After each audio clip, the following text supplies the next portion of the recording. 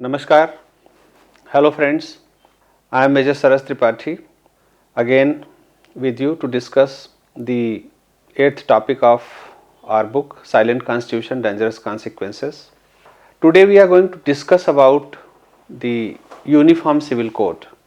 As I have told you earlier, in my book there are certain topics which are in public domain and which are being discussed very widely.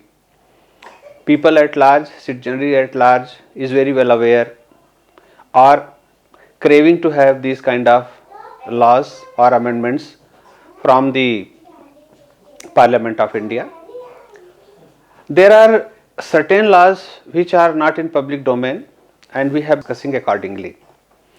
This particular recommendation in my book, that is a legislation to be created, enacted by the Parliament of India about Uniform Civil Code, is among the topics that is in public domain and that is being discussed very widely. So we will start from the first question, that is, what is the proposal? In this I have proposed that our nation, through the will of the people, through the legislation by the Parliament, should create a law that should ensure that there is a uniform civil code, universal civil code or national civil code for every citizen irrespective of their region, religion or caste. As of today, we have different civil codes for different communities. Like Hindus have the civil code which is enacted by the government, not as per the Hindu scriptures, whereas Muslims have their personal laws. So the proposal is to create a legislation where every citizen is irrespective of their religion is governed by the same law. Like we have the same law for criminal procedure code, similarly civil procedure code should also be the same for all the citizens. Now questions comes, why this law? Many people ask, what is the requirement of going for uniform civil code or national civil code or universal civil code, whatever you call it, until it is defined by the Parliament. It is being given different names, but generally we call it uniform civil code. So what is the need? My answer is, the need is that it is mandated in the Constitution of India. Under the directive principles in Article 44 of the Constitution, it is clearly mentioned that the state will endeavour to have a universal or uniform civil code for all the citizens of the nation. So my answer is that we have to follow the directive principles and create a universal civil code. Second reason is that 72 years have passed from the time our constitution has come into force. So how long can we wait on the pretext of that directive principles are not enforceable by the court of law? When I say that we should go for uniform civil code, many people have raised the question that since it is not enforceable by the court of law, it is not necessary that we should go for uniform civil code. The point is, if it was not required, then why was it kept in the constitution? The very reason that it is under directive principles shows that our forefathers who framed the constitution were very sure that we need a uniform civil code, but not necessarily today. When the circumstances are mature, we should go for uniform civil code. That was the basic premise to keep it in the directive principles. Now, before proceeding further and giving arguments in favor of the uniform civil code, I would like to go in the background of the different laws for different communities.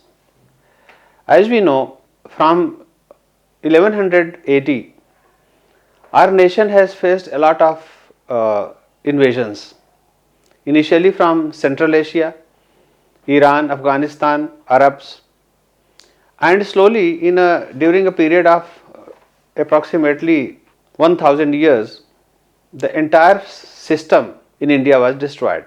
Then came the Britishers, who had their own vested interest. For the first time, the effort that was made to universalize the civil code was in 1840. In 1840, Lex Loci report had given suggestions for uniform civil code. However, it was not accepted and it was decided that the government of East India Company will not interfere in the personal and religious laws of communities. Again in 1859, when the reign of the government administration of India was taken over by the British Parliament, to say it in technical words, by the Crown, again it was decided by the Crown that the government will not interfere in the personal affairs of the communities, because they did not want any kind of disturbance in their administration, and they never wanted that Indian society should be ruled by universal civil code, because that will bring unity among them. They wanted always that communities should remain divided. So Britishers never made any meaningful effort to create a uniform civil code or universal civil code. Now the question comes, why should we go for uniform civil code? There are many reasons that we should go for uniform civil code. Lest I forget any, I would like to read it straight away from the book, because there are many reasons and very important reasons. So in this book, the 8th chapter, that is Uniform Civil Code, I will just read out those reasons. Following are the arguments in favor of Uniform Civil Code. 1. Our constitution itself has the provision under Article 44 to move from personal laws to uniform laws. It is part of directive principles of the state policy. What you call in short is that DPSP of the constitution. Judiciary has, second reason, judiciary has shown a strong inclination towards uniform civil code by several of its judgments like Shah Bano case, Daniel Latifi case, Sarla Mudgal case, etc. It is executive that is dilly-dallying in bringing out a legislation. The reason for deterring of the executive is also not very difficult to understand, because most of the time it was Congress government that was ruling the nation, and they never had any intention of bringing out uniform civil code, because they mostly worked on the policy of appeasement. Third reason is that uniform civil code is a sign of modern and progressive nation. It signifies that all the citizens are treated in a uniform manner in the eyes of the law. It denotes that the nation has moved away from the caste religious politics. A uniform civil code will help the nation to move forward and become a developed nation. Fourth reason, uniform civil code will bring in integration among various segments of the religion, varied customs and practices. A uniform civil code will help in integrating India more than it has ever been since independence. It will help bring in synergy among Indians irrespective of their caste, religion or region. Fifth reason, uniform civil code will help in reducing vote bank politics and politics of appeasement. The biggest hurdle in legislating and implementing uniform civil code is pressure from Muslim fundamentalists who have vested interest. These groups promise vote in lieu of their personal laws. Personal laws are like a parallel system within the sovereign government that dispenses justice, controls conduct, challenges the constitutional arrangement when in conflict with the sovereign laws. A uniform civil code would end conflict of personal laws with sovereign laws of the constitution. The main opposition of uniform civil code comes from the Muslim clergy, and we have not seen any meaningful resistance from any other community. And the reason is very obvious, because the Muslim clergy does not want to give the more rights to women and more freedom to them. As we know that in Shah Bano case, it was the Muslim clergy that had created a lot of problem and pressurized the government, and ultimately the Rajiv Gandhi government has to undo the judicial judgment given by the Supreme Court. Seventh, uniform civil code is the only way to ensure that all Indians are treated equal before the law. All citizens of the nation should be treated with the same law. Laws relating to marriage, divorce, inheritance, family, land ownership, etc. should be equal and the same for all the citizens. Ninth, like majoritarianism, minoritism is also a dangerous trend. A minority of people should not be allowed to pick and choose their laws. 10th, uniform civil code is not opposed to secularism, as Article 25 and Article 26 guarantee the freedom of religion and Article 29 to 30 guarantee special privilege to the minorities. So there is no conflict with the uniform civil code and the personal laws. Uniform codification and integration of the variegated personal laws will produce a more coherent legal system. 12th, Goa already has uniform civil code and it is working fine. Goa is a model for us and there is no conflict, whereas Goa is a multi-religious society. There are Christians, there are Hindus, there are Muslims, there are Jews, and there is no problem. Due to Muslim personal law and its provisions, a very high number of Muslim women are living in extremely miserable condition. To some extent, by amending the law of divorce, that is triple talaq, the situation has improved, but a lot needs to be done. 15th reason, we see fight for right to wear burqa in schools, colleges, at workplace.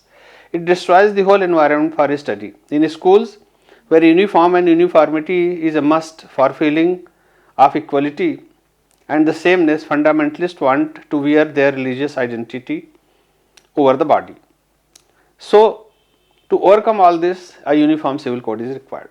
However, there are certain antagonists who give argument in against the uniform civil code. That is, their argument is there are no firm and convincing argument against uniform civil code. However, the code may have certain drawbacks. It may not strictly be a uniform civil code. It will be perceived to be interfering in the personal laws of the communities, may not be acceptable to certain communities. Like any other good but controversial legislation, it may also be challenged in the court of law and Supreme Court may struck down whatever the government has done. Though what we have seen in the past, Supreme Court has shown a very strong inclination towards uniform civil code. These are the reasons that we should have a uniform civil code. There is not much of discussion left for justification. The most important argument is that the constitution itself says that in under article 44 in the directive principles that the state will endeavor to have a uniform civil code, and honoring the constitution, our government, our parliament, our nation with the collective will of the people should bring a legislation in the parliament and give the nation a uniform civil code. Thank you very much. Namaskar.